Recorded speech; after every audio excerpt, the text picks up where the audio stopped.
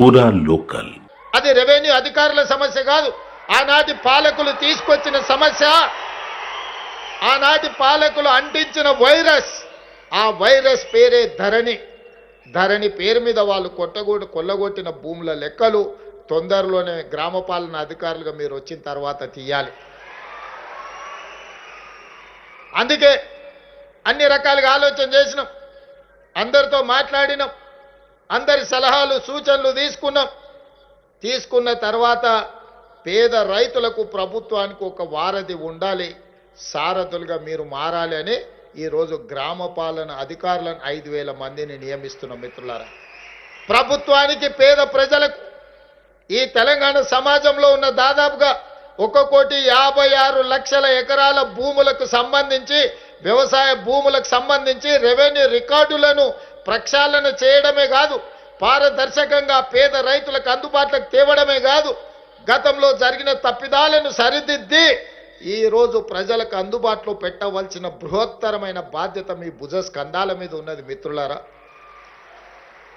ఈ భూభారతి చట్టం పకడ్బందీగా అమలు జరగాలి, పేదవాడికి న్యాయం జరగాలి అనంటే ఈ గ్రామ పాలన అధికారులు ఈరోజు ప్రజలకు అందుబాటులో ఉండాలన్న ఆలోచనతోనే ఈరోజు మా ప్రభుత్వం తిరిగి మిమ్మల్ని నియమించే ప్రక్రియకు ఈరోజు పూనుకున్నది. ఇదే కాదు, సాదా బైనామాలు ఇప్పుడే పెద్దలు శ్రీనివాసరెడ్డి గారు చెప్పారు, దాదాపుగా 8-9 లక్షల ఎకరాల సాదా బైనామాల అప్లికేషన్లు సంవత్సరాల కొద్దీ అక్కడ నిరీక్షిస్తున్నాయి.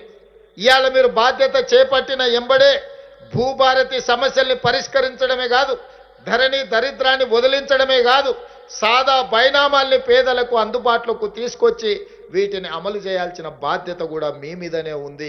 ఇక్కడే మనం జాగ్రత్తగా ఉండాలి.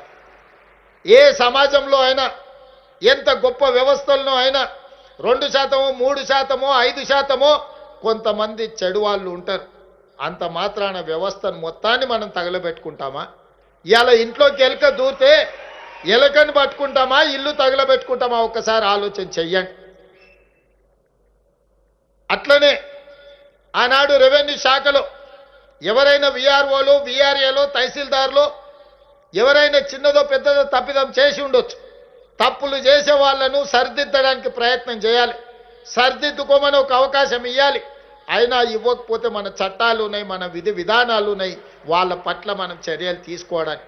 అంతేగాని సొంత ఇంటిని తగలబెట్టుకున్నట్టు ఈ వ్యవస్థను మొత్తాన్ని రద్దు చేయడం ద్వారా వాళ్ళ దొంగతనాలు కప్పిపుచ్చుకోవడానికే ప్రయత్నం జరిగింది తప్ప ఇది వ్యవస్థ వల్ల, మీ రద్దు వల్ల పేదలకు న్యాయం జరగలేదు.